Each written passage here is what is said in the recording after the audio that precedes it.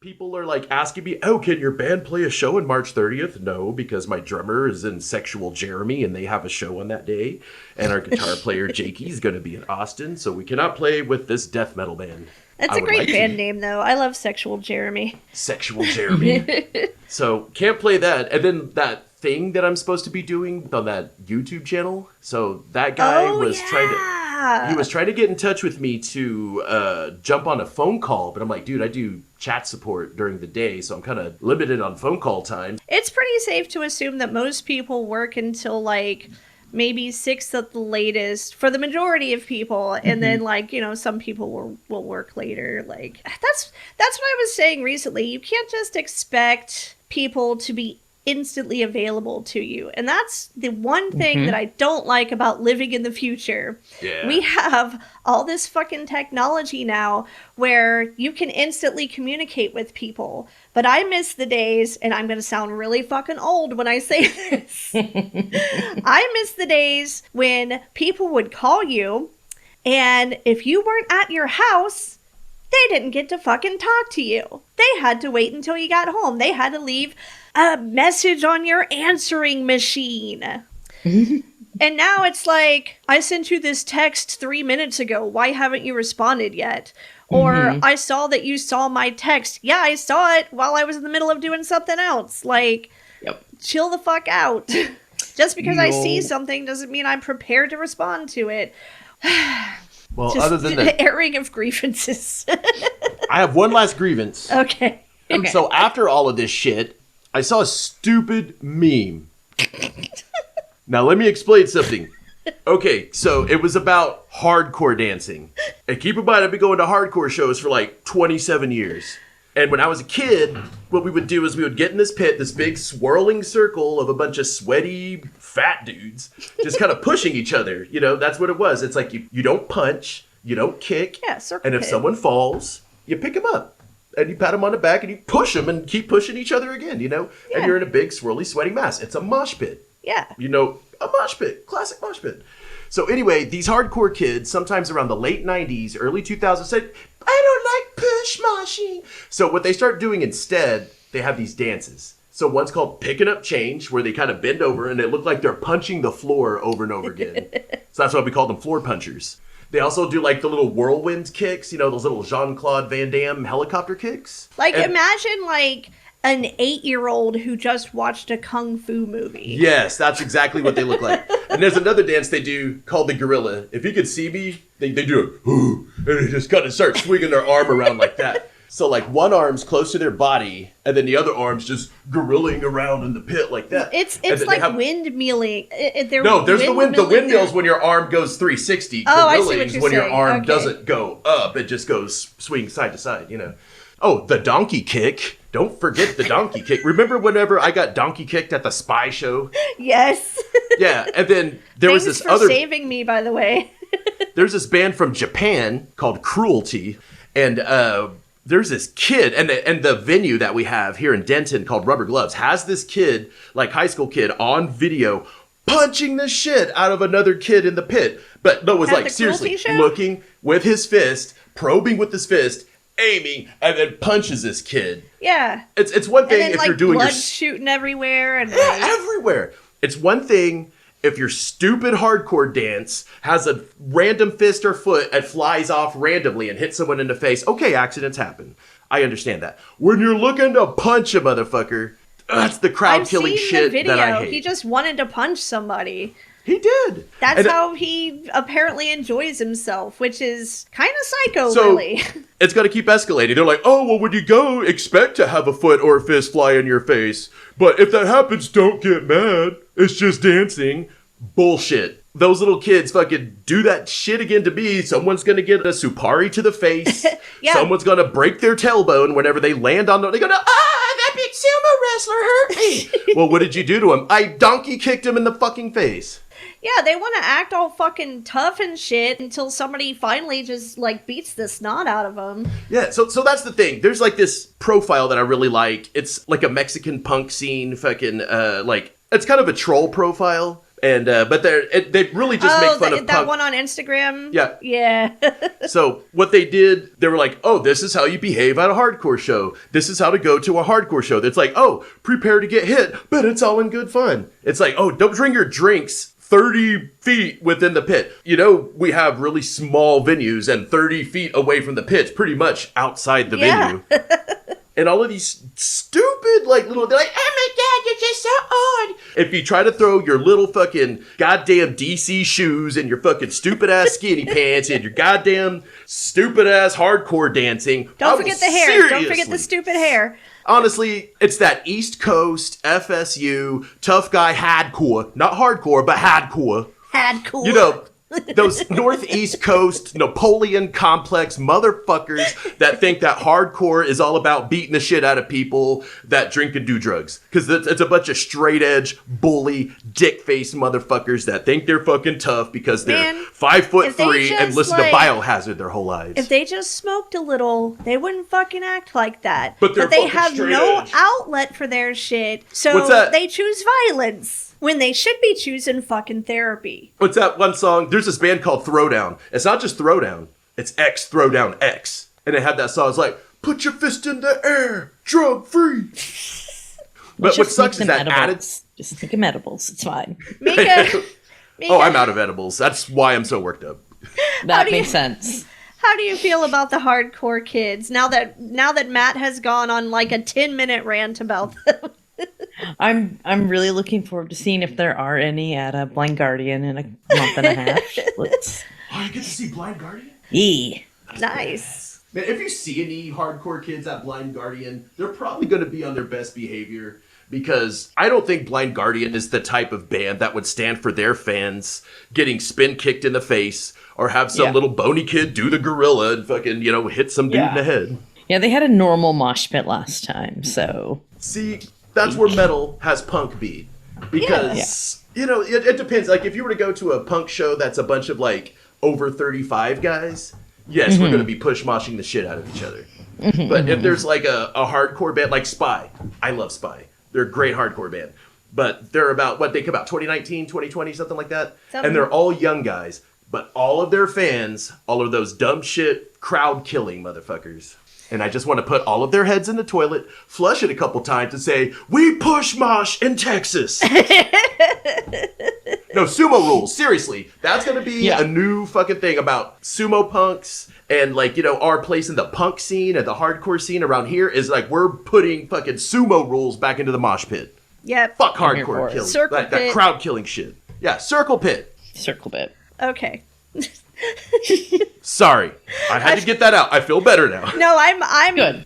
I feel that you're feeling better now, so I'm very happy for you. Sumo Punx, Sumo Punx, Sumo Punx, Sumo Punx. Sumo Punx, Sumo Punx, Sumo Punx, Sumo Punx. Sumo Punx, Sumo Punx, Sumo Punx, Sumo Punx. Sumo Punx, Sumo Punx, Sumo Punx, Sumo Punx.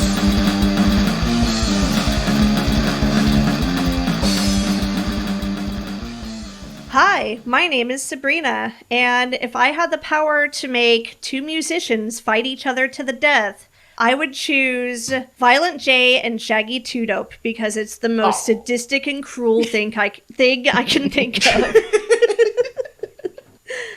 All right, well, I'm Mika, and if I were to have two metal bands attack each other to the death, I would pick Hammerfall and Blind Guardian, because that would be the weirdest, folkiest, but also really metal death knell. That would be epic. Oh, that's exactly the term I was thinking of. Epic. You could hear all of those power metal battle cries, Hearts on fire! I'm here for it. That would be badass. Okay, my name is Matt, and if I were to make two musicians fight to the death, it would be a coked up David Lee Roth from Van Halen, 1983, versus George Corpse Grinder Fisher from Cannibal Corpse, 10 years ago. Circa 2014. It would smell so bad in that room. But why are you making them fight? Because it would smell so bad in that room. So you're just looking to create an awful smell? I mean, And this is Sumo Punx. All right, we did it. We got all the way through the intro. Congratulations, guys. We have Mika here with us from Rain City Sumo, up in that Pacific Northwest area where they do not have giant cockroaches that like to crawl on your face, but I'm sure they have other weird bugs. Do you guys have the banana slugs? We used to. I'm sure they're still around, but yeah. When I was in Northern decreased the California. number. Oh, I love those guys. They're so cute. They're like 8 inches long and just banana yellow. They're like huge. I lived in a tree stump for a little while in the redwood forest outside of Arcata, California, and those little fuckers were everywhere. And they were so adorable, especially after I took all those mushrooms. But I digress. That would help. So we are here to talk about week 1 of the 2024 Haru Basho. We're actually going to be covering days 1 through 9, just because, scheduling. But before we get into the nitty-gritty, and it has been quite gritty, very. let's go over some upcoming events. And now, for the upcoming events. April 6th, the inaugural Sakura Cup Sumo Tournament, Music City Muscle Gym in Nashville, Tennessee. Woo! And we are actually going to be at this one. Soon we will be hurtling down the interstate, Mad Max style, death racing across northeast Texas, then the entire state of Arkansas, then on through Memphis to Nashville, so that we can finally participate in our first non-Texas tournament. That's Finally. right, Sumo Punx in Nashville. And then April 12th and 13th, the Roller Town Showdown. This is Salina, Texas. Selena? So one of those. That's out Roller Town Beer Works, and Gaga Maru's coming back. Gagamaru's coming back! He's coming back. So there's going to be like the seminar on the Friday before, and then the actual tournament on Saturday, and it's going to be badass. May 11th, the U.S. Sumo Open at Walter Pyramid at the Cal State Long Beach Pyramid. Walter Pyramid. You can find more info at usasumo.com. All right. What's after that? May 24th, the European Sumo Championships. Woo! So this is going on in Poland? Oh no, that's the I That's thought the that was World Worlds. Sumo Championship. That's Worlds, Yeah. Okay, so I don't know where the European Sumo Championships is happening. I just know that it's happening. But you know who I bet would know? Scott Finley. Scott Finley would probably know. Mika, Or how's Richard Scott Neal. doing, by the way? Very, very busy. I bet. Apparently, growing an entire country's sumo culture is a lot of work. Yeah, I can see it. Just to catch up, he and I have been trying, and we just keep missing each other. It's like, okay, Mika, time to do more World of Sumo videos with me. And I'm like, yes. Oh, wait, no, I'm moving. 4 months later. So I just found my mic. So Oh no. I've been very helpful with World of Sumo. So World of Sumo, it's great. Go watch all of our videos that are slow right now. But yeah, Scott would definitely know, because I'm sure he's going. Nice. We'll have to hit him up and be like, hey, Scott, Give where us is this info. actually? What is the top secret location for this tournament that nobody seems to know? All right, what's the last item on the upcoming events? On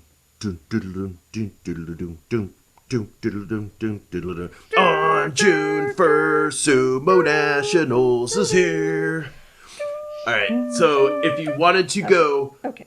back to San Diego and get your ass kicked again, then go to Nationals. It's being put on I'm gonna by do Hodu that. Sumo. Yay!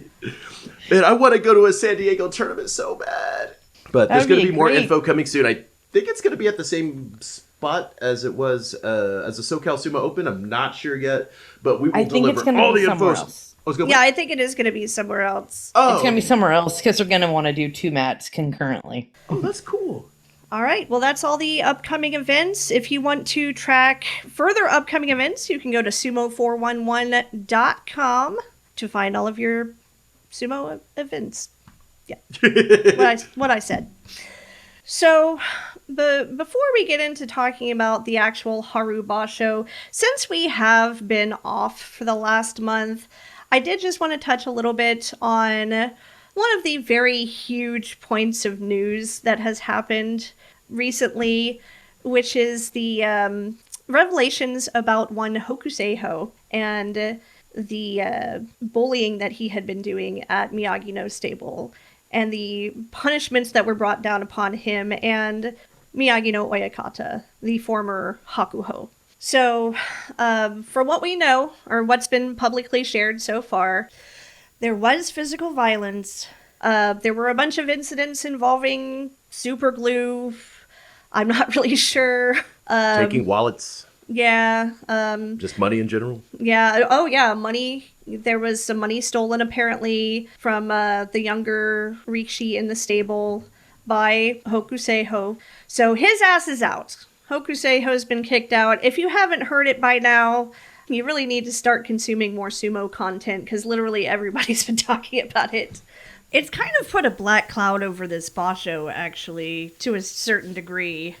The fallout from that, though, has really been difficult for not only the members of that stable to deal with, obviously, but also, you know, the fans who care about these guys and want to see them do well and want to see everybody succeed, want to see Hakuho succeed as an Oyakata.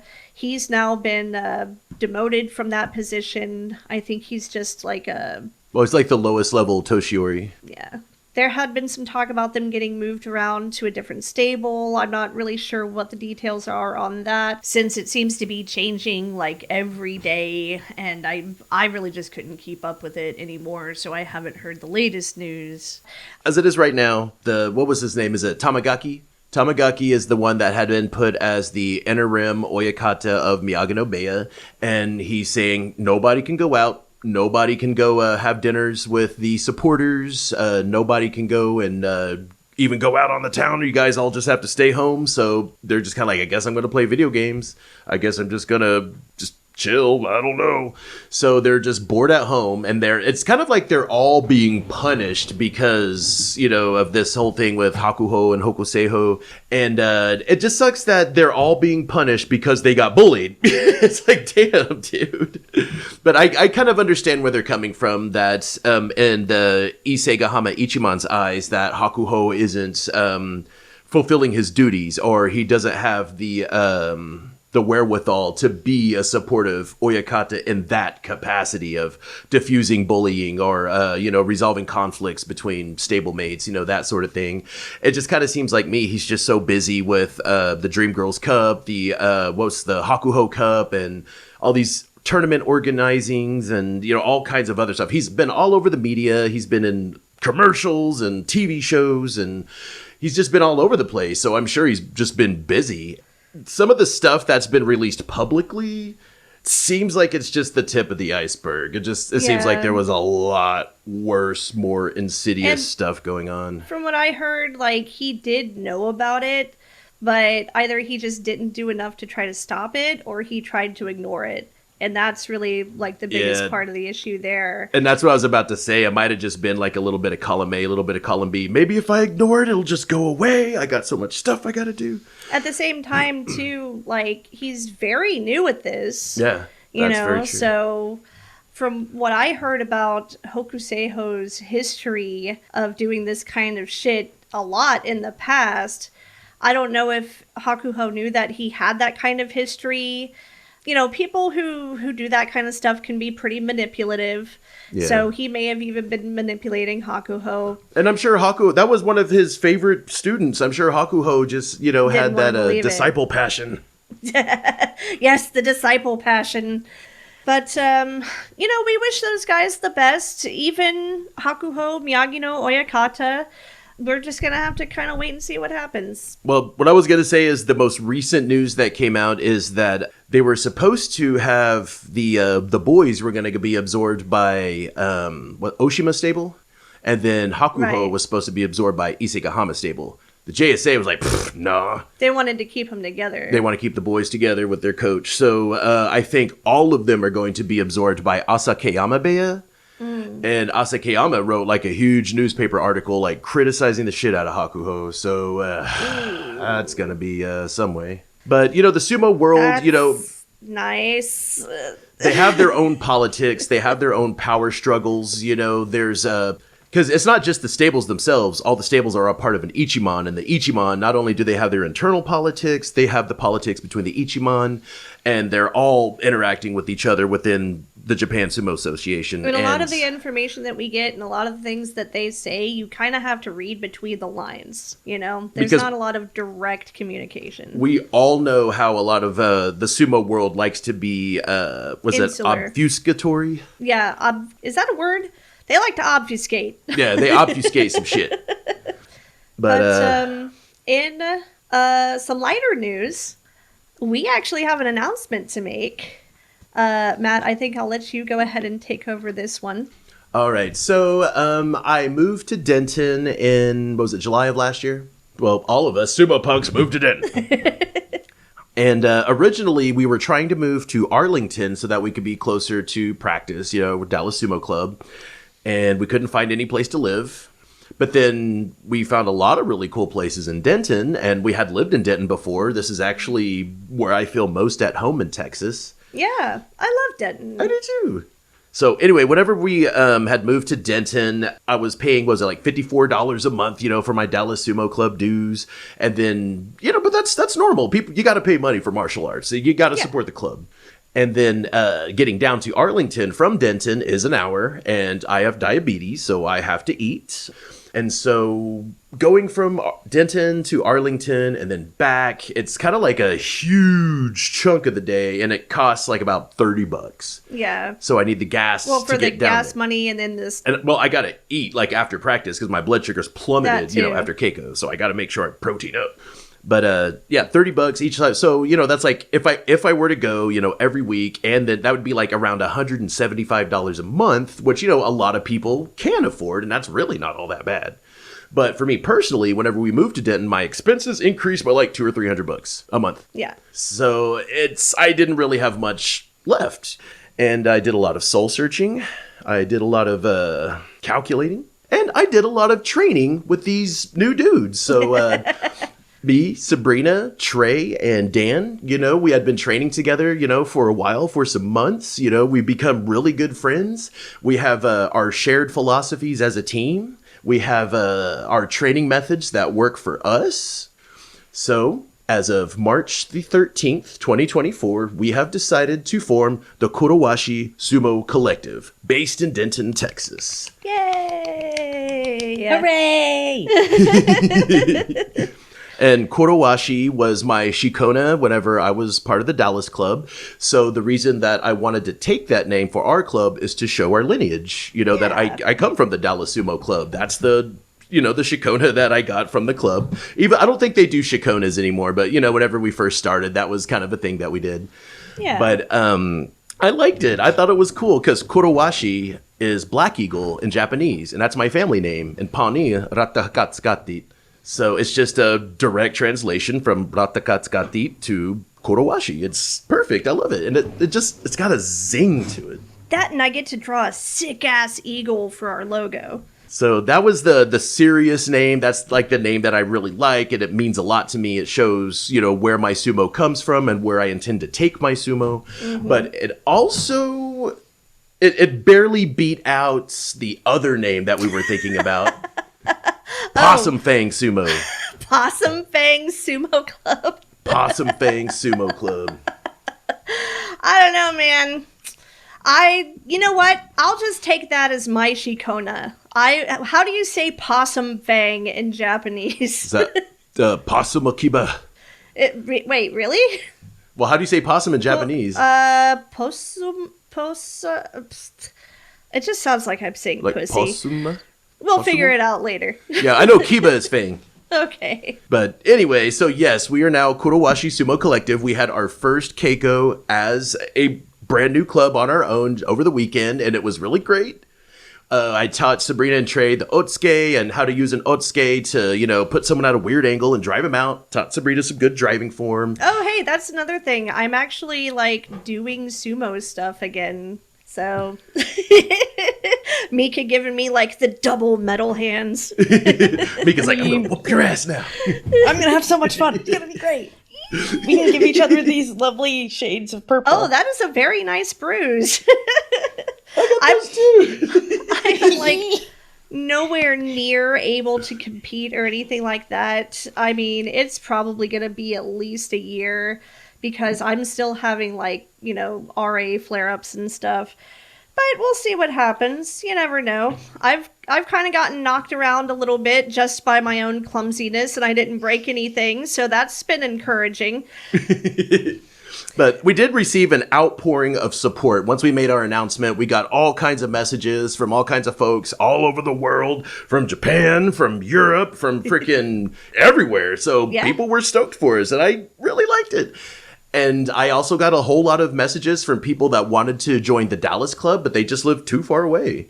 Even though an hour away doesn't sound like it's that far, and if you have the resources, I suppose it really isn't. But for those of us who don't really have those kinds of resources, it's easier to just go 10 minutes than an hour. Yeah, exactly. So hopefully everyone that wants to get in on Kurowashi Sumo, we'll see you at Keiko, Saturdays, 2 p.m. Hit us up on the Sumo Punx Instagram, and we'll give you the details. U.S. Sumo is growing every single day. This is just one more growth spurt. But it's our growth spurt, damn it. Yeah, and I love Dallas Sumo Club, and I am so proud to have been a part of Dallas Sumo Club, and it is very close to my heart. And I just wish everybody the best, and a very hearty, I'll see you in the dojo. Yeah. See you at the Degeko. Oh, and Degeko.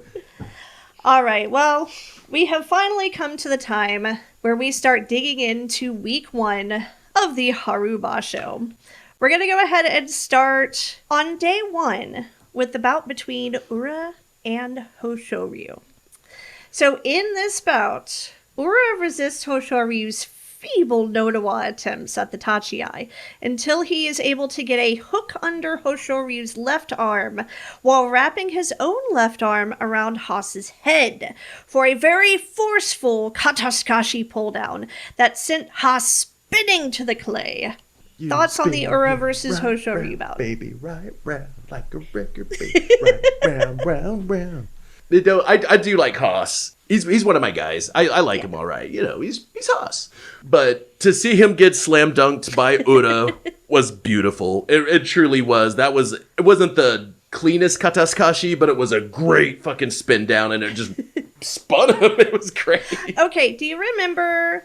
Did you have one of those toys? I think it was called a sit and spin when you were a kid. No. You never had a sit and spin? I used to tell people to sit and spin. Okay. There was an actual toy back in I think it was the late 80s, early 90s, or at least that's when I was using it, called a sit and spin.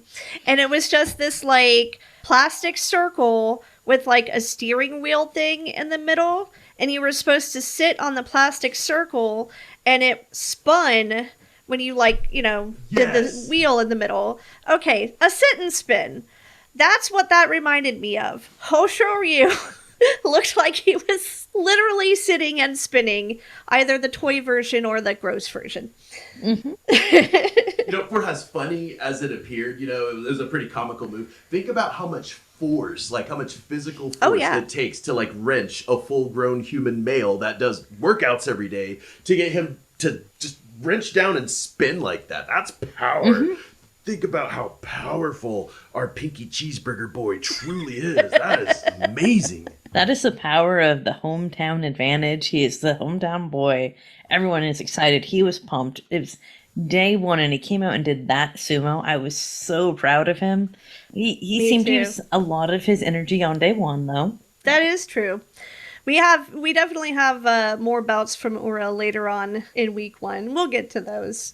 But moving on to our next bout of day 1, we have Abi versus Kirishima. Two-handed Nodowa by Abi off the Tachi-ai forces Kirishima to slap Abi's arms away, which leaves him open for Abi to slap him down for a Hikyotoshi victory. I don't know what Kirishima's deal is in this basho. I think it's just because he went through that very short yokozuna run that kind of led nowhere, and so maybe he's going through a Shodai moment, perhaps. But I love them both. I love Abi and I love Kirishima, but it was hard to see that happen to one of my boyfriends. That was pretty bad. I mean, I know you're always like, oh, Noto wa mi Abi.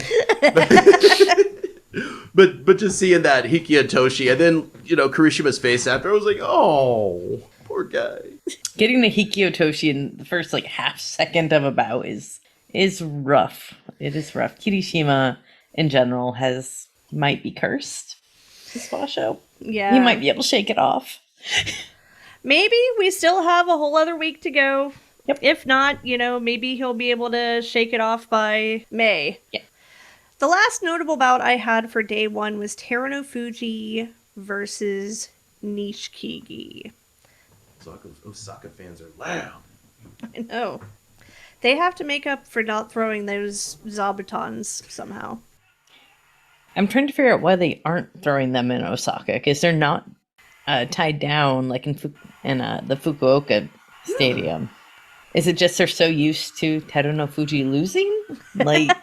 Is it no longer an upset?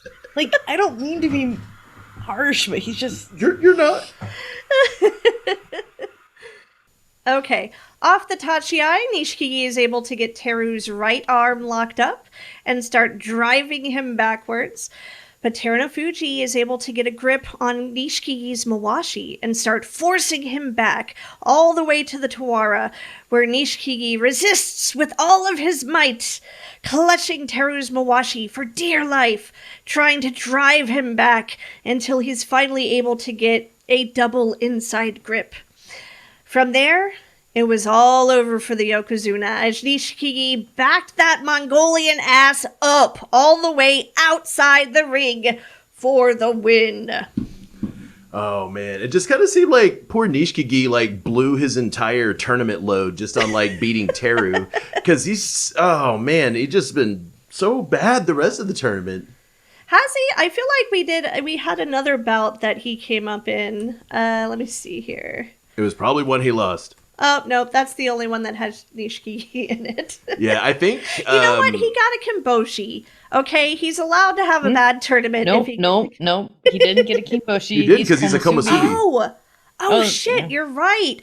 See, and I knew that, and a lot of people have been forgetting that, too. And I told myself not to forget that he's not Maegashira anymore. He's Komusubi. Oh, well. Yeah. It's been happening to a lot of people.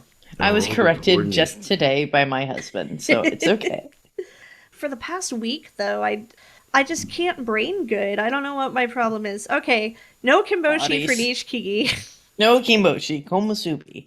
But still, I mean, congratulations to him. Even as a Komusubi, beating the Yokozuna is nothing to sneeze at. Especially on day 1. Yeah, especially on day 1. I mean, given Teruno Fuji's performance in the last tournament... He did way better than expected back in January, so it would have been obvious to expect better from him in this tournament, but, we'll get to that. Moving on to day 2.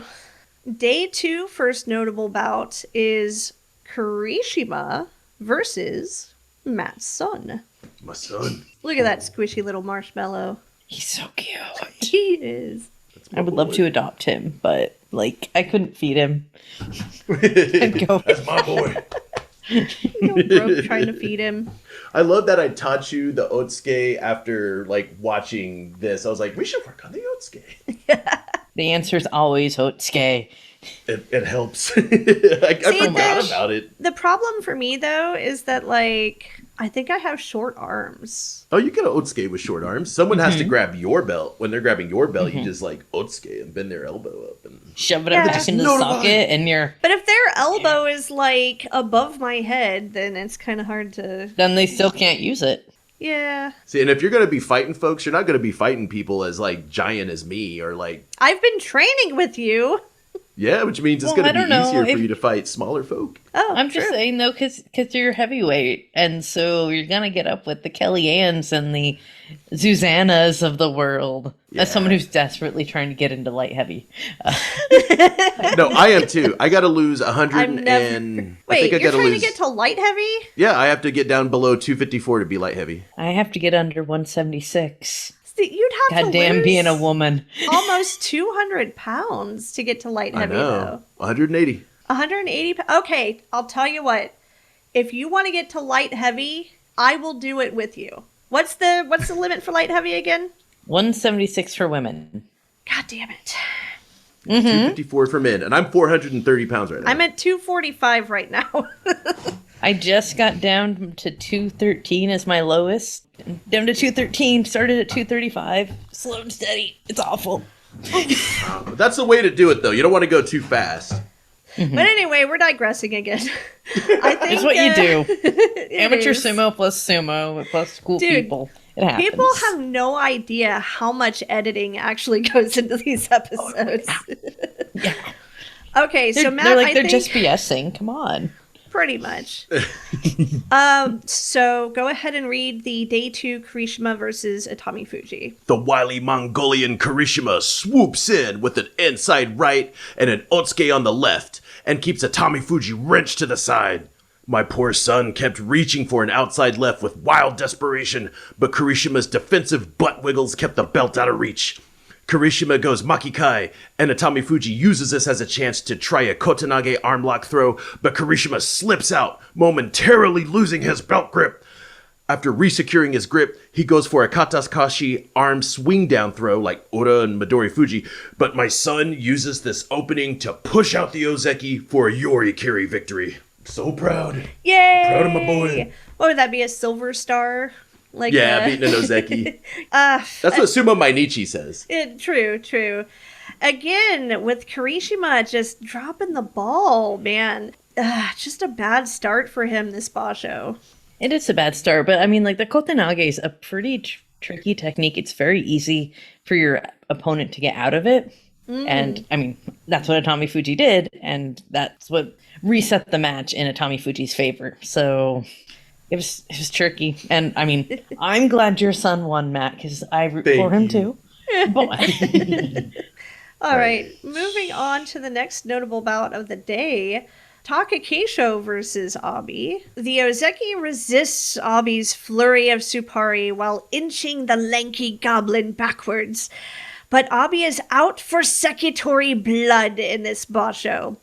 He goes for a similar move on the meatball to what he pulled on Haas the day before, grabbing the back of his head to topple him forward, and then pulling the back of his mawashi for an uwatanage that leaves Takakeisho spinning on his back like a helpless turtle spinning on his shell. Oh, Also, That those- up better than I'd like. Those splits that he did too, when like Abi was executing his finishing move and he just kind of goes like doop, like over the side of the dohyo. That's why you do your Shiko. That's why you do your Matawari. Matawari makes for good Shiko. They are a set, unfortunately. And Abi's the king of, well, he may have some competition in I think it was Kiho. His Kiho. Yeah, Kiho. Kiho's great, but Has also really Koto good. Tebakari.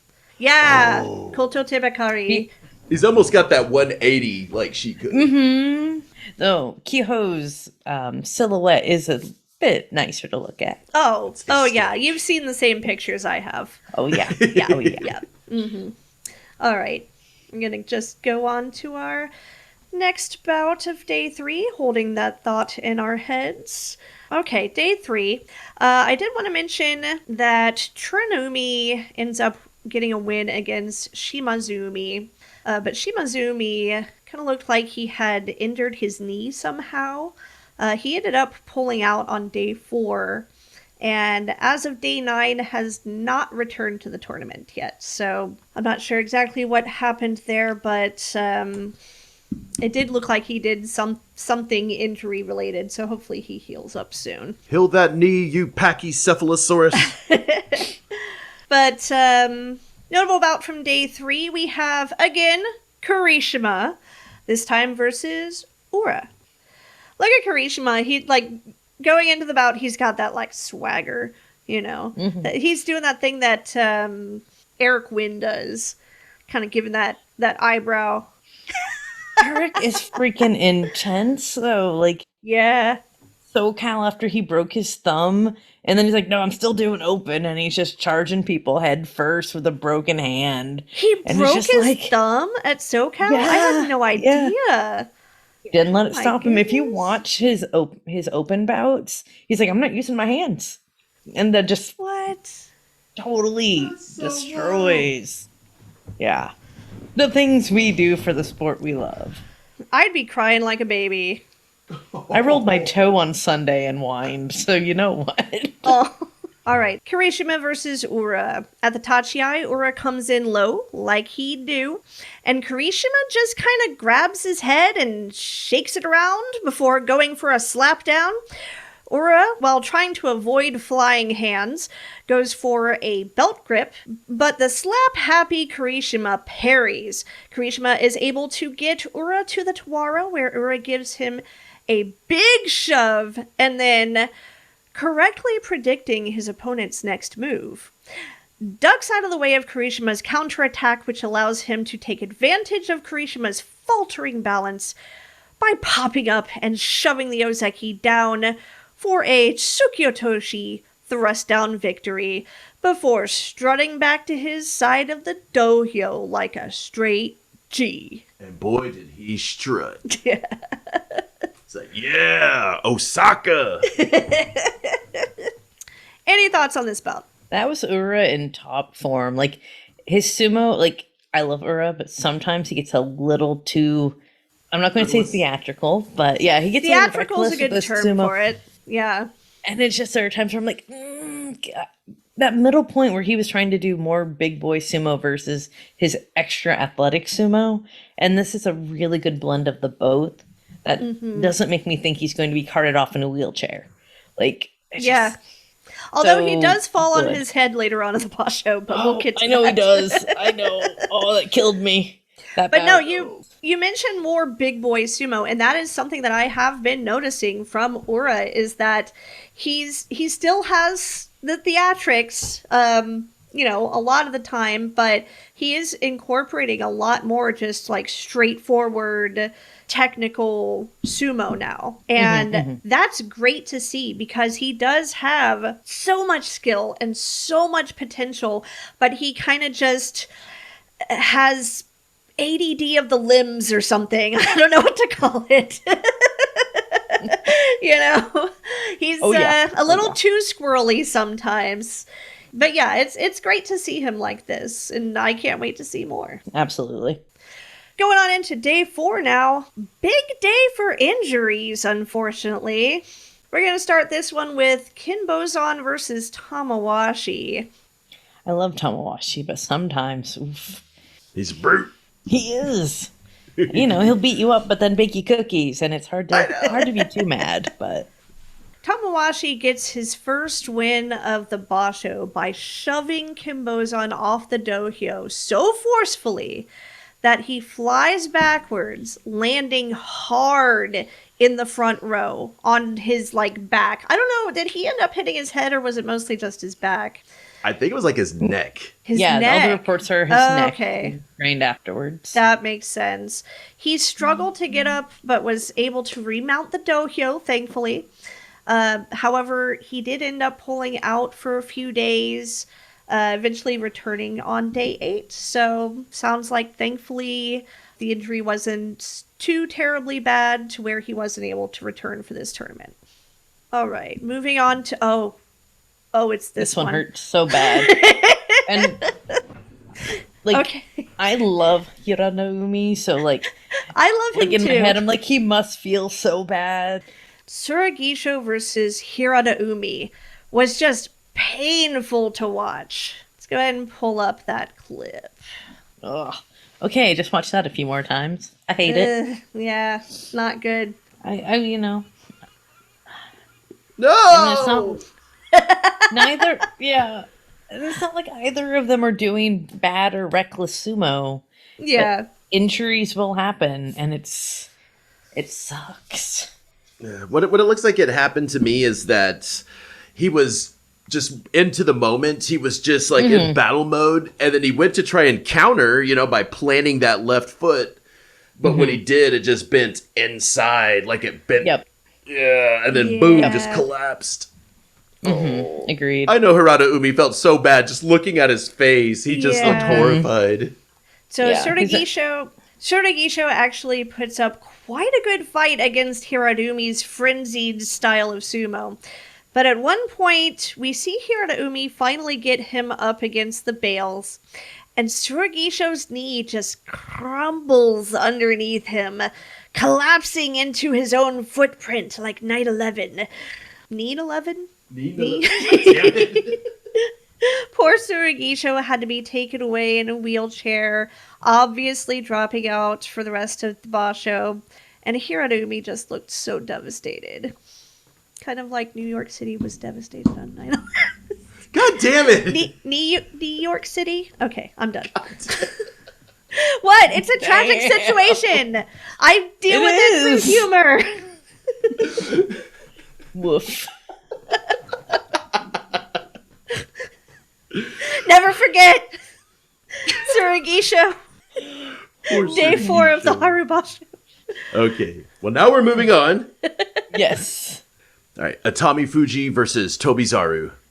The flying monkey was channeling spirits of mischief and trickeration, but Atami Fuji was having none of that bullshit. Tobizaru looked like he was wanting to attempt to use tactics similar to what beat Terunofuji during Nagoya in 2023. Ooh. He had put massive pressure on my son and locked him up in a momentary stalemate. Atami Fuji wrenched him up with the Kimadashi double arm lock and hoisted the monkey man up and over the Tawara, beating that motherfucker. The whole time, I swear to me it looked like he was trying to, force an angry cat into a bathtub. Agreed. Absolutely.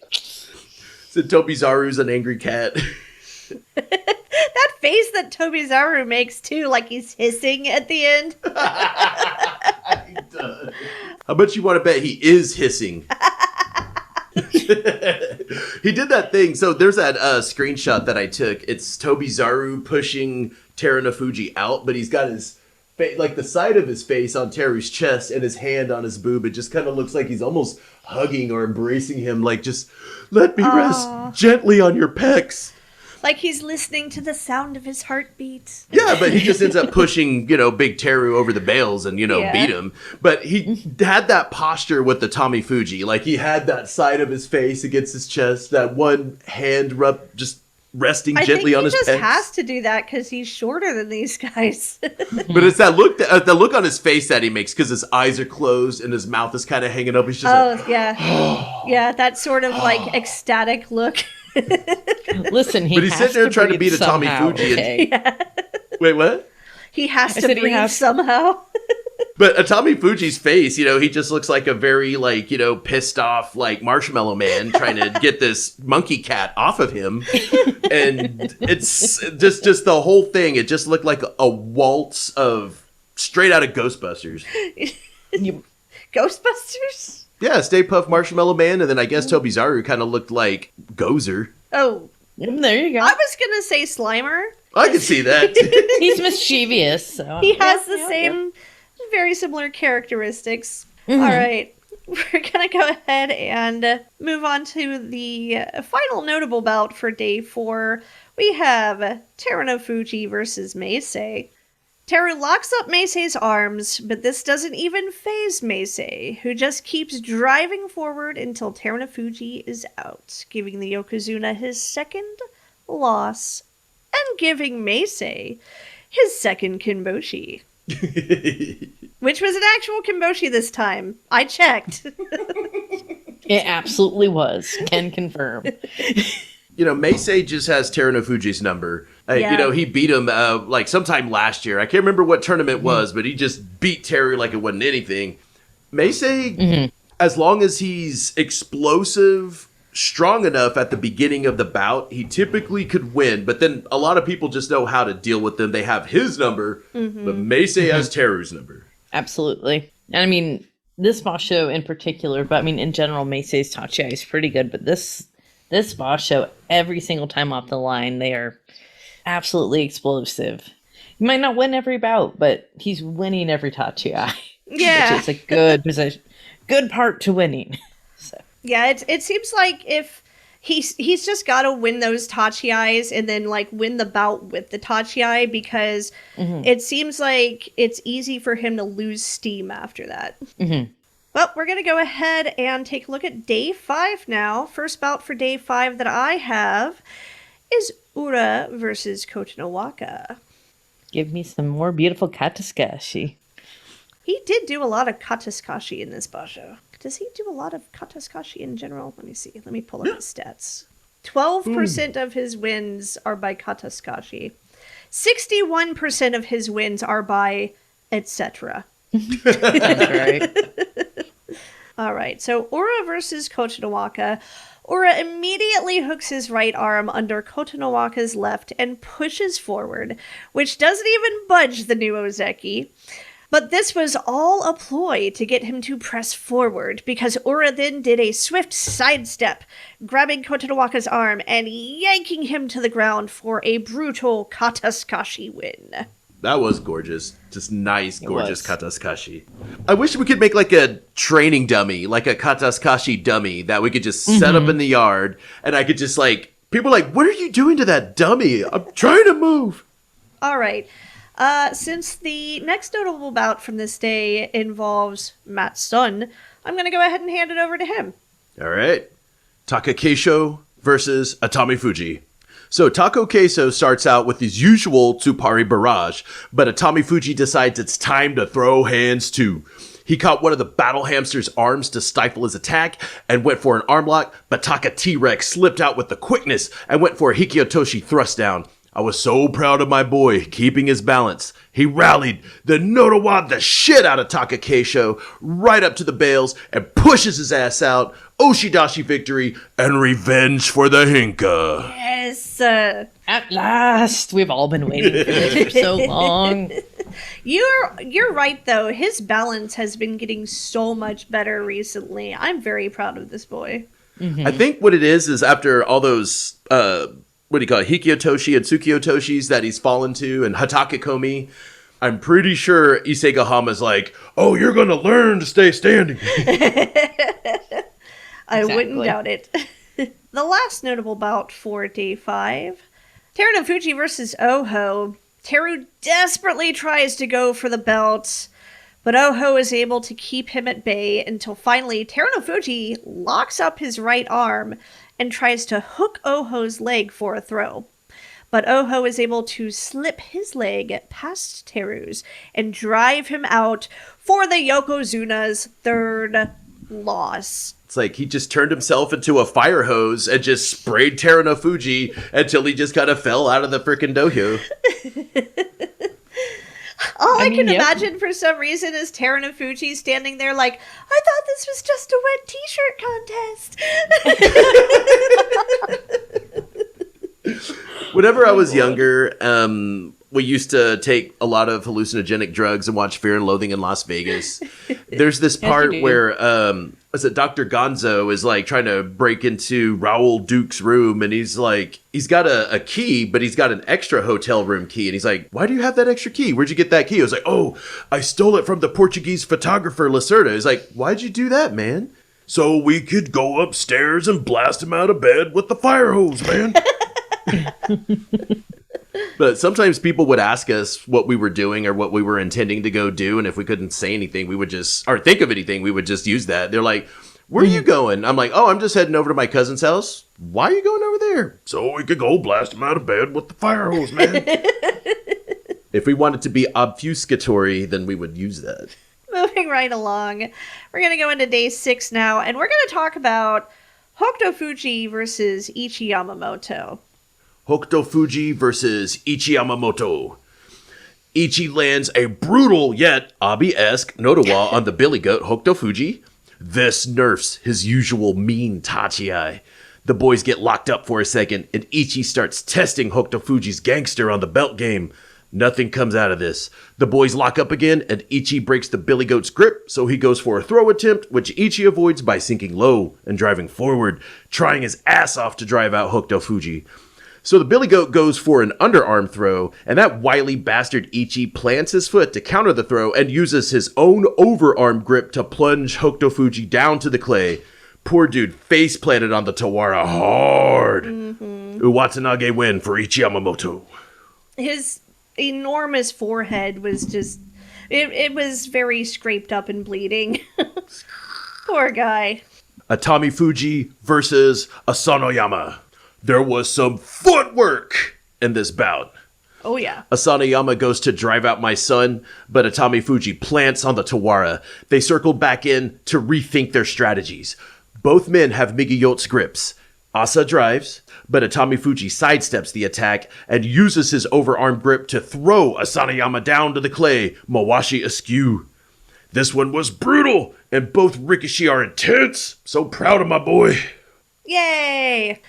It's always nice to see Atami Fuji beating these guys who are usually seen to be, like, really tough to beat. Asanoyama, he's been Ozeki, but since his comeback, he's been pretty lackluster, honestly. It's because he had that injured bicep, and I think he did something to his calf. And so he was kind of like nerfed for a bit. I mean, I could see his power and I could see his technique. It just seems like pain might have preventing him from realizing his full potential. Yeah. Yeah. There were at least 2 Basho that were totally nerfed by the bicep because he hurt it and then like he came back too soon. He's like, no, I don't want to, go out this way because of the lovely if you're gone it's a loss rules, and came back too soon, re-injured himself. Like, I think that's the real problem, because when he came back fresh after being kicked out for a while for, the reasons he was kicked out during COVID, like, he was rested, he was kicking, much Junior Rikishi's butt, but Yeah. he was kicking butt. He looked like in good form even when he was finally back up in Jiro. I think it really is the injuries. But Atami Fuji here, that's where it's honestly at, because like you look at him and his ring sense is so good. Like, I know. There were at least 2 different points where he should have lost, but he didn't, because he knew where he was and what to do in that situation. And he managed to pull it off. Like, you can have the first 2 things and still miss that 3rd bit, but like, Yeah. it was so good.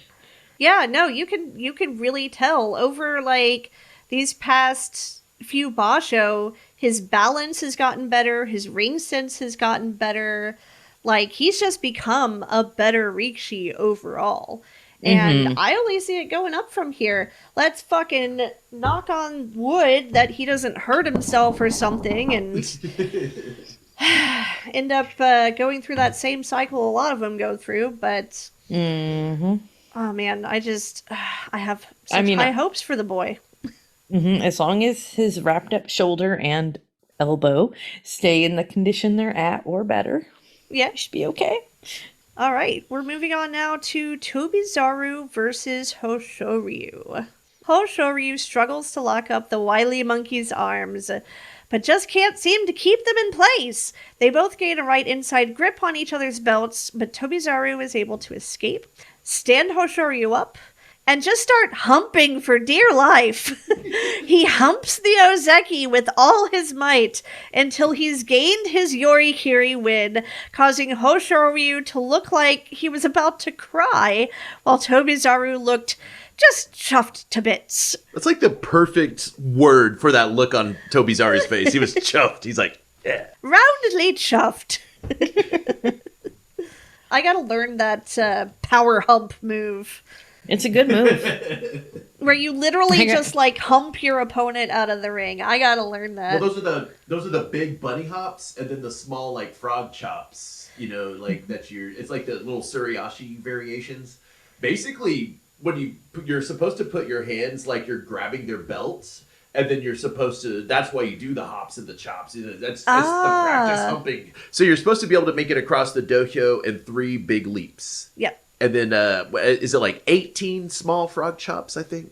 So I always thought that the frog jumps were the big ones and the bunny hops were the small ones. Yeah, like the frog hops and then the bunny humps. That's what it was. Frog Okay. hops, bunny humps. Okay, yeah. You got to keep your back all straight and yeah. We're going to go ahead and move on to the last notable bout from day 6, Terunofuji versus Takanosho. Pretty fast one. So Teru just straight up slaps Takanosho upside the head before hooking under his right arm and attempting a throw. But Takanosho is able to knock him off balance and drive him forward for a Yorikiri win. And Teru's 4th loss of the tournament.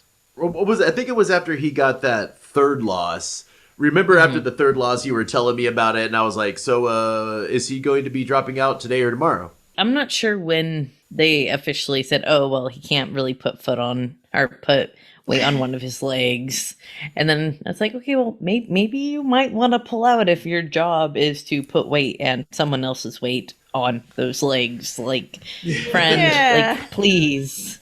It's not, like, it's fun to see the Yokozuna get beat. It is not fun to see a injured Yokozuna getting defeated in the same way day Just after over day. and over and over again. Yeah. It's like, and we have what we have, but like seeing a healthy one get beat is exciting. But seeing Takanosho just overpower him with barely breaking a sweat is just, I don't know. It's not But on the other hand, good for the knob dog. Oh, hell yeah, Knob Dog. Like, don't get me he wrong. gets I a love pay that bump. onigiri. Yeah, he gets a pay bump. I'm happy for him. Like, he's adorbs, but So we're It's gonna- kind of sad to see a big T-Rex roughed up like that. Yeah, we're going to talk Yeah. about that a little more when we talk about day 7. So let's go ahead and roll into that now. Day 7, we actually start with the bout between Gonoyama versus Hiraumi. Just the kind of frenetic fighting style we love seeing from our guy with the gargantuan gut, Hiraumi. He immediately grips Gonoyama's belt off the Tachiai to pull him forward before pushing down on the back of his head with his other hand for an Uwatadashinage so fast and so furious that he ends up cartwheeling over Gonoyama's clay-flopped corpse.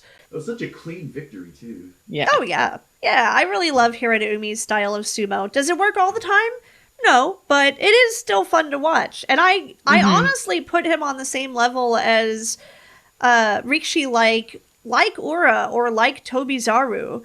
You know, he's got elements of like Midori Fuji even, you know, because he's one of our short kings. So Yep. I just all around he's got a lot of really good qualities, you know? And, you know, one of those qualities is how hard he trains. Like, when I went to their Heya this time last year, like, that boy worked himself so hard, I thought he was going to die. He could barely breathe. Like, Wow. it's like maybe he was trying to show off because we were invited guests to the Heya, not just like a couple spectators wandering in to watch. Yeah. Oh my god! Like, I'm like, I've never done anything with half as much heart as this guy. So seeing Yeah. it pay off in bouts like that, chef's kiss. That's as hard as I hope to be able to train one of these days if my body will just cooperate with those goals. Slow and steady, you've got this. Build up Yeah. on it. Yeah. And then, you know, punch your body into submission. It's fine. Just bully my own body until it does what I Yeah. That's what I do. It's fine. fucking steal its lunch money. Oh shit. The JSA's kicked me out. Oh no. Sorry. Well, our last bout for day 7 is Terunofuji versus himself. After 4 losses at the end of day 6, Terunofuji decided to call it quits on the Haru Basho. I don't know what kind of black market vitamins they were giving him in the last tournament to make him do so much better back in January, because what we've seen over the first week of Haru was what a lot of us expected to see in that last tournament after he came back from his hiatus. People immediately started talking about retirement again, of course, But this time, even the Japanese media was chiming in on it. So, could this be the end for the yokozuna? Let's take a moment to speculate. Why not? Everybody else is. Absolutely. My opinion is no, he won't yet. He's still waiting for someone else to be a yokozuna before making the JSA a yokozuna-less entity. I think he's waiting for that, and he really does want that 10th Yusho. Mm-hmm. That Dai If he can Yokozuna. get it. I'm But pretty if he takes 3 confident that he boshes. can. His body just needs a rest. Yeah. Mm-hmm. No, I was thinking maybe he was told to drop out because the JSA was like, we can't afford to be paying all these Kenboshi bonuses. You need to stop. I mean, he handed I out could see quite a that. few. All except Nishiki. All except that poor Komusubi. If he had just not made it to Komusubi, then Exactly. It truly is the meat grinder position. I didn't actually know that you got a permanent pay bump if you got a Kimboshi until this Basho. I knew that you got like a huge cash prize, but I didn't know it was a permanent bump in pay. So congratulations to those 3 guys. Yeah, permanent not and Nishiki. immediate. Yeah. And with that, we close out day 7 and go into day 8. Ryuden All right, versus these are mine. Takaru Fuji. All right, day 8. We have Ryuden versus Takeru Fuji. After a hearty tachiai, Takeru Fuji overwhelmed Ryuden almost immediately. He was like a rampaging kaiju, just stomping all over Ryuden's ass. He applied pressure to the older Rikishi and never let up. And as soon as he got his outside right hand grip, it was all over. He tossed Sumo Snape over the bales and scored his first Makuuchi Kachikoshi. Yeah! He hasn't won. He hasn't lost a single bout up to this point. Like, Nope, but knock on wood. where did this guy come from? Amazing. Japan? Did you say Japan? You're like, where did this guy come from? It's true. No, we're going to talk a little bit more about him in just a minute, but the next day 8 bout that we found notable was Myogiryu versus Churanuumi. Myogiru versus Churanaumi. Myogiru may be an elder Rikishi, but he's got strength and experience. Despite this, he fell apart right at the tachiai. Churanaumi kept up the high-speed pressure, working in typhoon spirals around the veteran Rikishi, forcing Momo to work to adopt a more reactive defense. This is what Churanaumi was looking for. He managed to capture Myogiru's back and forced him out to score an Okuradashi victory. Nice. What it seemed like to me he was doing, it's like, you know how like the in Jurassic Park, how the Tyrannosaurus kept like testing different parts of the electric fence to see like, you know, which parts were weaker. That's like what Churanaumi was doing. He was just spiraling around Myogiru, trying to look for that spot to get that good grip, and then found his back was wide open and just pushed him out. Yep. You could see Myogiru just give up the second he realized, oh, it's got my back. Yeah. I mean, anytime I see a bout like that, I'm like, don't show him your butt! Because you know that's the moment that everything is going to shit. If they're just looking at your butt and pushing you out, you've done lost. Yep. It hurts. You've done the opposite of good. Yep. Yep. It's so hard to reverse an Okuradashi. It's so hard to get out of that. It is. All right, let's go ahead and take a look at the next one. Hokuto Hokuto Fuji Fuji versus Sadanaumi. Both of these titans fought with every ounce of strength in their bodies. But it was the older and wiser Sadanaumi who busted out a last-second Uwatanage, which flopped Hokuto Fuji's meat to the clay with gusto. So much gusto. I was was. proud of Sadanaumi. And I love his little jog back to his spot on the dojo afterwards. He's like, yeah, I did that. Let's go. And I'm like, yes, you did, old man. Yes, you did. So old Keibo is back. Kinbozan. Yeah. And whatever the hell happened to his neck, he just put massive amounts of tape on it, and it looked like an 8-year-old put a bunch of tape on his neck. I don't know what they did to his neck. So Keibo was able to overcome Midori Fuji's Henka by putting massive amounts of tape to his neck. Who did that tape job? Did he have to do that himself? I'd feel bad if he just had to do that all himself. That makes me think of like when I was a kid and I would just like put tape all over my face, you know, just cuz. That's what he looks like. Like, you know, tape my lip up to where it's all like touching my nostril tape or whatever. tape your nose up, and then like tape your eyelids up. And, I used to do that. A too. tape facelift, a tape lift. Next we have Tamawashi versus Ono Sato. It all happened so damn fast. Tamawashi went right for the throat at the Tachiai with the signature Nodowa attack. It was a flurry of hands, thrusting neck, but my nephew, Ono Sato, had a look of determination on his face.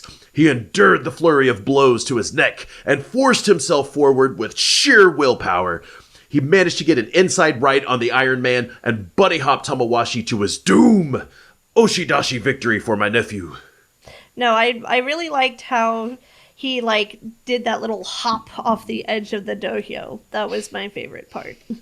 I love that he's just getting like pummeled. He's just getting stolen, and then he's like, no. Just throws he's him just out. taking it. He's taking it like a champ. All right, Yeah. Abi versus Uda. Oh, I don't like this one. No, this is... And you know that Uda is from Osaka. Yeah. That's his hometown. That's his turf.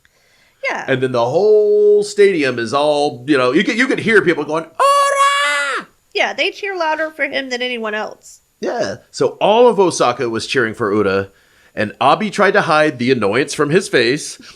Uda was liking it, though. So Abi became a human piston as Uda attempted lateral movement and level changes, but Abi gave him a powerful mosh pit shove, and Uda was blown out into the crowd. A brutal win for Abi. I don't like this one. I mean, I like Abi, but I don't. They wanted to beat up Old Uda. people for Ura to land on. Like, it worked out. Some nice, cushiony senior citizens. For Exactly. It's fine. They pay for the privilege. It's Yeah, fine. Going into the last day, well, the last day of our week 1 notes anyway, day 9, we have Ura versus Asanoyama. Ura comes in low and gets a hook under Asa's left arm, pulling him up, but when Asanoyama resists, Ura grabs the back of his head, trying to force it down while prancing around the ring until he feels the time is finally right for a Sukuinage, beltless arm throw, sending them both flying off the dohyo, Ura crashing headfirst on the dangerously unpadded floors. It was a little scary for a moment because he looked like he was taking a little bit longer than usual to get up, but the ever-cheery Rikishi ended up making it back to his feet without any visible signs of injury. Yeah, no, that's one that you did not enjoy seeing. I mean, he won the bout, which was nice, but I was a little afraid for him for a moment. I still don't understand why they don't have some kind of padding around the dohyo. That would just make the most sense. Like, if they actually cared about these guys, then they would fucking put something there to cushion their fall. But they don't, for Don't they whatever have tatami fucking down reason. Huh? No, it's not they tatami, had- but it is flexible flooring right there. So it is less hard than anything they're used to practicing on. But not like concrete. any of us would not do well on it. But it's better than it could be. Is it kind of like the rings that they have in like pro wrestling, how they're kind of springy? Is it kind of like that? That's my understanding from people who've actually experienced being on them. Other amateurs, gotcha. but the previous generation. So my understanding is it's okay to fall on, if you fall right, which they're all trained to do. Doesn't always happen, but it's not like some hard cement floor that many of us kind of assume because it's a stadium. Right. So Well, that is a relief. That is good to know. This is why we have you here, Mika. I have tidbits of random knowledge. We appreciate it. All right. The next notable bout from day 9 was Abi versus Takara Fuji. Abi has just been plowing through Sekitori since making it back to Komusubi yet again. Well, except for the 2 newest Ozeki and the newest Makuuchi debutante, Takeru Fuji, who has been plowing through literally everyone. Abi gives the new guy his traditional double notawa at the Tachi-ai, only for Takeru Fuji to completely ignore everything Abi's doing and simply plow him out with a nice, definitive Oshidashi. Oh, He's there the it is, chosen one. There it is.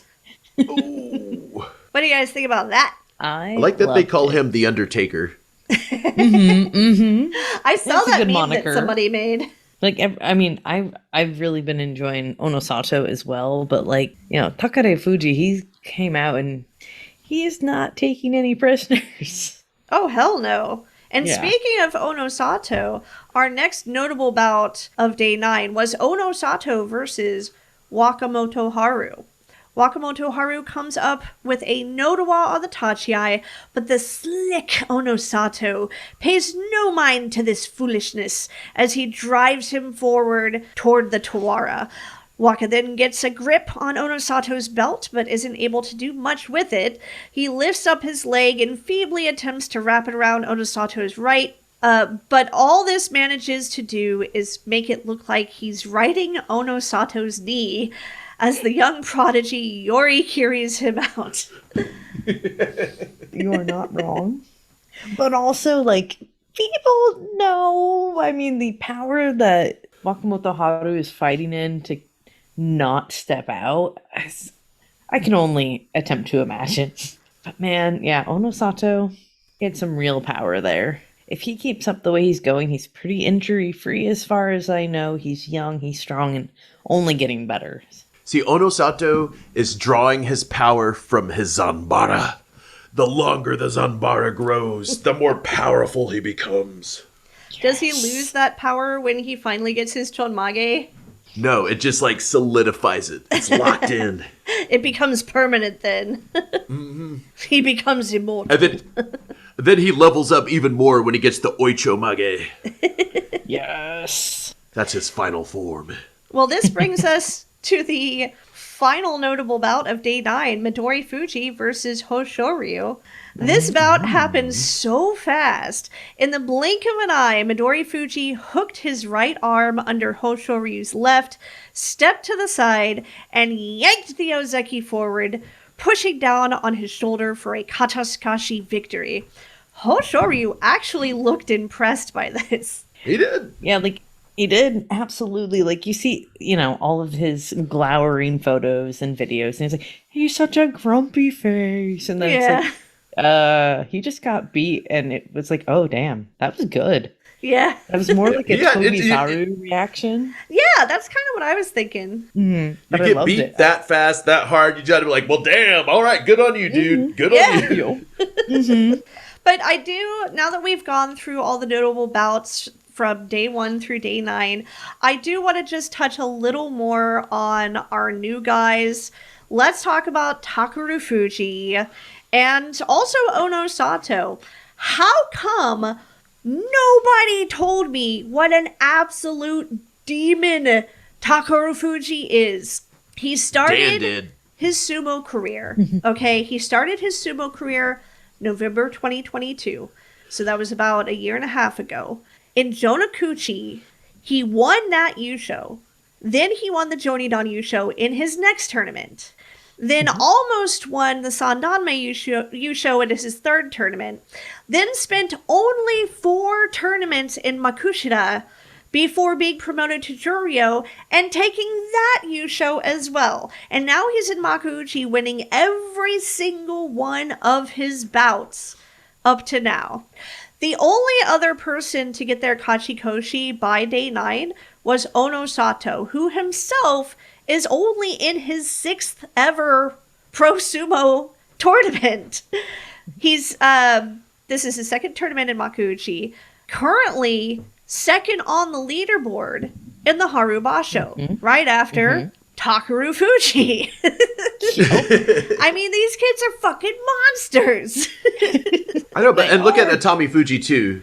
Atami Fuji too. Yeah, absolutely. He's been around a little longer. You know, he's dipped down to Juryo and then come back up. He's doing so much better. Yeah, he's his only second 21, time around in Makuuchi. He's only 21, right? And now he's starting to learn how to, beat some of the big dogs, so that's cool. And then Hakuwoho, even after his shoulder surgery, I know he's going through some shit right now. I know he's probably got like some mental blocks because he's not performing as well as he has, as we've seen him in the past, And I'm very certain that's all just mental. But as soon as that shit's over and he, starts kind of getting his head back in the game, he's going to be right back up in Makuuchi as well. Like the first time that Hakuwoho got up to Makuuchi, it was just like a straight shot. It was just a meteoric rise. So those four youngins are like the start of the new generation, the new kids that are going to start stomping around some of the older folks. The older guys are starting to retire off in droves, and these newer kids are just rising up and just kick ass. Loving it. So in a couple of weeks, Takaro Fuji is going to be 25 years old. And that means that he started his pro sumo career when he was 24, 23, 24. If it was November of 2022, I don't know, math is hard. Still say 23, 24. Yeah, so he's going to be 25 in a few weeks. I mean, he's covered a lot of ground since he first started a year and a half ago. I would say about as much ground as someone who's 25 right now who started when they were like, 20 or 21. So that's really fucking impressive. Is it maybe like, since he is a bit older starting his pro sumo career, that that's what's giving him the edge? I'm not sure. Possibly. I'm going to have to look into his background because this guy is just absolutely phenomenal. I'm kind of curious, like, is he a country boy? Does he have, like, that pig wrestling strength? Is he corn-fed? He is from Aomori. Let's see. I don't think Aomori's in the country. Well, I mean, Aomori. it's not, but it's not considered. It's not like, it's kind of like the Burbs. It's not Tokyo. Yeah, well, so it's up look north. like a huge town. It's not. It's the same place that Is Takayasu from there? No, Onosho is from there. Looks like the northernmost major city before you get to Hokkaido. So it's like a mid-sized city when compared to the other Japanese cities, I would say, maybe. Definitely no Tokyo, but it's not like small either. It's like the Norman, Oklahoma of Japan. Yeah, it's the Denton of Japan. They've got their own dialect up there. It's, it's a lot like Osaka. But some of those dialects, man, it's crazy because, like, you'll hear people, like, because everybody on TV in Japan is usually, like, in Tokyo, so you always just kind of assume everyone kind of has that accent. But then you'll hear some of the country folks from, like, just a couple hundred miles away, and their accents sound totally different. And they're, like, I don't understand a whole lot of Japanese, but I can tell they're speaking different. But I always wanted to know what it seemed like to a native Japanese speaker. Like, to me, I hear someone from Alabama talk. I'm like, oh, yeah, that dude's from fucking Alabama. And then they're like, oh, yeah, that guy's from Yokohama. Yeah, I mean, it's the same thing where people in Osaka, they have their own, kansai-ben. And there are certain perceptions of people who speak with that dialect and that cadence of speaking versus, okay, I need to stop using my hands. It's okay. Matt hits his mic all the time too. But yeah, it's not where it normally lives. It's normally right here, so I can't do that. I know what you're saying though. Yeah, and I remember watching an anime once where they were trying to portray this difference in the accents between like someone from this part of Japan and this part of Japan, but it was dubbed. So they just gave that character like a real thick Southern American accent or Southern US accent, And it was Food Wars. I think it was Food Wars. Yeah, and it was like really weird, actually. Yeah, usually people from Osaka get a country accent in dubs, which is weird. I'll be looking out for that from now on, because it's kind of jarring, actually. It is. It's like, this person's from Japan, but they sound like they're from Kentucky. Anyway, I think that's a wrap for this episode. Mika, thank you so much for joining us today. If people wanted to find you online or your many wonderful projects, where should they look? Easiest place is mikagrimmer.com, or all of my handles are some form of Mika Grimmer, Grimmer, Mika, Mika. It's pretty easy to find. I'm an author, so I make it easy to find myself.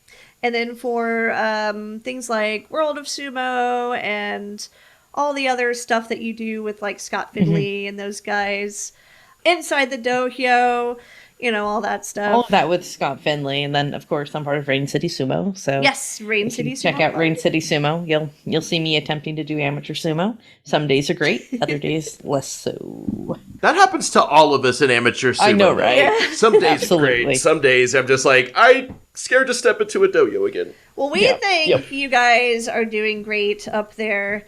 We see your training videos and all the hard work you put in, so we just love seeing you guys every time you show up at a tournament, and hope to see a lot more. But if you wanted to find us online, you can go to any of our social media. We're on the Facebooks, we're on the Instagrams, and we're on the Twitters. You gotta spell punks with an X. And that X is for extra sex. Yeah. Took you a moment.